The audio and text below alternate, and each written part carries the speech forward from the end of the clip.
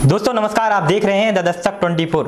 Adani group, जिसका नाम पूरे विश्व भर में चर्चित है, यह ऐसा ग्रुप है जिसे मोदी सरकार का करीब करीब पूरा सपोर्ट मिल रहा है। इस ग्रुप के खिलाफ लगे धोखाधड़ी के आरोपों को लेकर विपक्ष लगातार सरकार पर हमलावर है। इस मुद्दे पर सोमवार को भी संसद के दोनों सदनों में जबरदस्त हंगामा हुआ, जिसके बाद कार्यवाही मंगलवार यानी 7 फरवरी तक स्थगित कर दी गई। इस बीच कांग्रेस सांसद राहुल गांधी ने इस मुद्दे को लेकर सरकार पर हमला बोला। राहुल गांधी ने कहा कि सरकार पूरी कोशिश करेगी कि संसद में अडानी मुद्दे पर कोई चर्चा ना हो। सरकार नहीं चाहती है कि अडानी के मामले पर संसद में चर्चा हो। वह बुरी तरह डरी हुई है। सरकार को संसद में इस पर चर्चा की अनुमति देनी चाहिए। दोस्तों, संसद में इस पर चर्चा हो।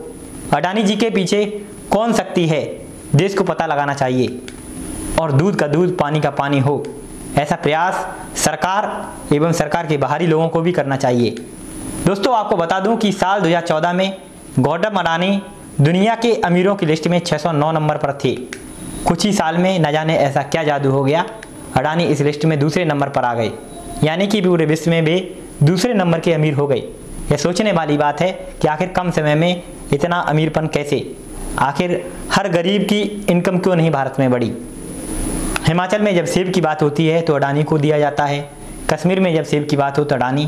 पोर्ट और एयरपोर्ट सब जगह अडानी जी। सड़क चल रहे हैं तो अडानी। आखिर बिना सरकार के सपोर्ट के अडानी जी इतने सफल कैसे हो गए?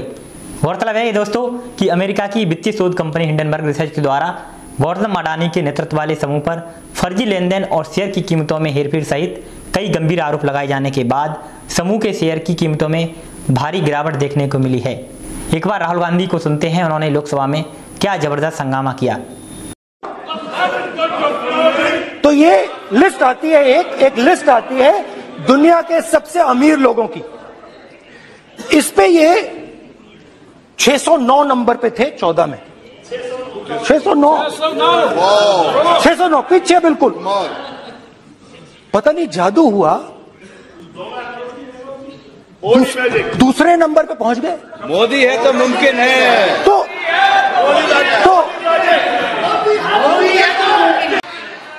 मेरा प्रधानमंत्री जी से 2-3 सवाल है।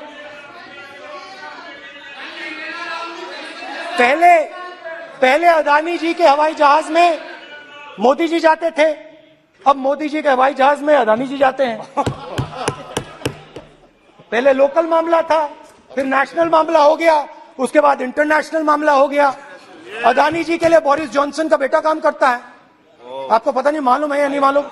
भाई सॉरी, नहीं बेटा भी, भाई काम करता है।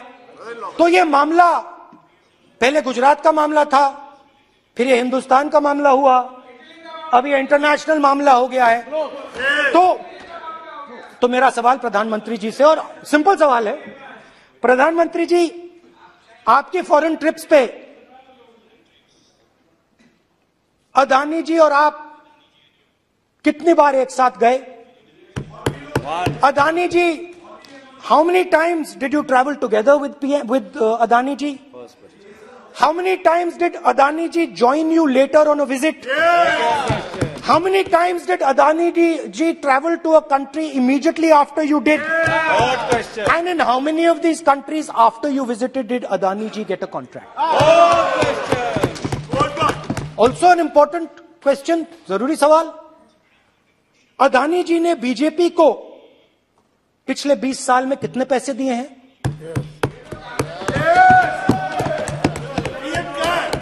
इलेक्टोरल बॉन्ड्स में कितना पैसा दिया है? दोस्तों, आपने देखा कि राहुल गांधी के तीखे आरोप, जिसकी वजह से लोकसभा में जबरदस्त हंगामा देखने को मिला। आरोप प्रत्यारोप का दौर चला।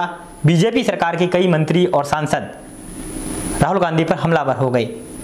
इसी प्रकार सदन में एक पोस्टर को लेकर भी चर्चा हुई, जिसको लोकसभा अध्यक्ष ने राहुल गांधी की फटकार भी लगाई और सरकार उनके सवालों से बचती हुई नजर आई। उन्होंने लोकसभा में 7 सवाल पूछे। जी हाँ दोस्तों, लोकसभा में राहुल गांधी ने 7 सवाल किए, जिसका जवाब सरकार को देना चाहिए। पहला सवाल है, हिंडनबर्ग रिपोर्ट में लिखा गया कि देश के बाहर अडानी जी की सेल कंपनियां, सरकार ये बताए कि कंपनियां किसकी हैं। दूसरा सवाल है, सेल कंपनियों से आ रहा पैसा किसका है?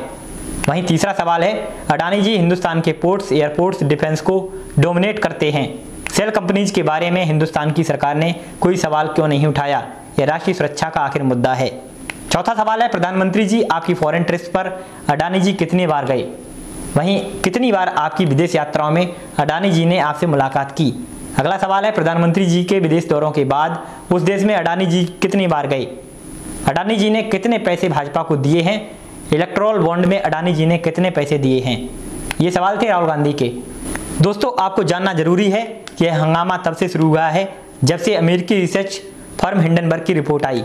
इस रिपोर्ट के सामने आने के बाद अडानी ग्रुप के ज़्यादातर शेयरों में जबरदस्त गिरावट देखने को मिली। अडानी ग्रुप के शेयरों में लगातार लोअर सर्किट भी लगा है। इसके चलते अडानी ग्रुप को काफ़ी नुकसान उठाना पड़ा। अडानी ग्रुप के शेयरों में 46% जबरदस्त गिरावट देखने को मिली थी।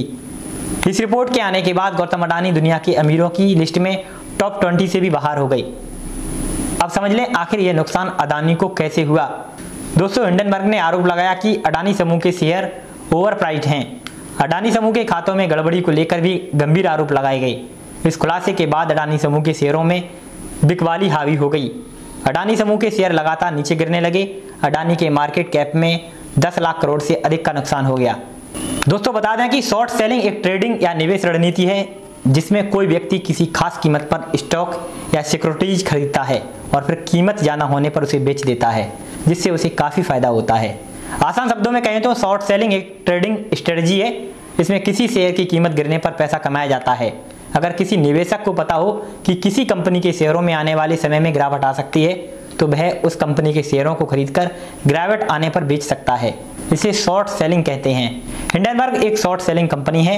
वो एक इन्वेस्टमेंट कंपनी भी है। कंपनी की प्रोफाइल के मुताबिक रिसर्च फर्म एक एक्टिविस्ट शॉर्ट सेलर है। कंपनी ने स्पष्ट तौर पर कहा है कि वो एक एक्टिविस्ट शॉर्ट सेलर कंपनी है। दोस्तों, अब आप समझ सकते हैं कि अडानी किस प्रकार नीचे गए और फिलहाल आज खबर आ रही है कि वो किसी प्रकार उभरना शुरू हो गए हैं। इस खबर पर आपकी क्या राय है हमें कमेंट सेक्शन में लिखें और इस खबर को शेयर आप अवश्य करें। उम्मीद करते हैं यह रिपोर्ट आपको पसंद आई होगी। ऐसी रिपोर्ट्स के लिए आप बने रहेंगे हमारे साथ। नमस्कार।